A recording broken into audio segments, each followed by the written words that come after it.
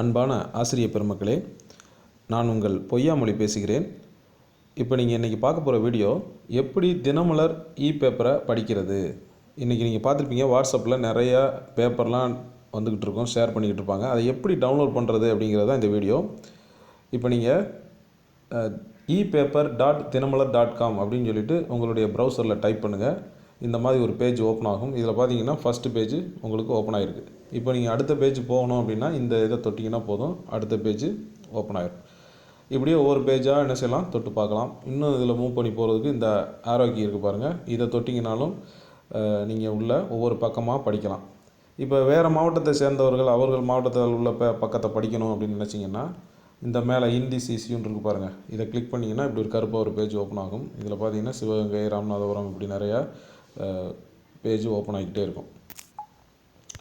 இப்போ இதை எப்படி டவுன்லோட் பண்ணுறது அப்படின்னா இப்போ நான் காமிக்க போகிறேன்.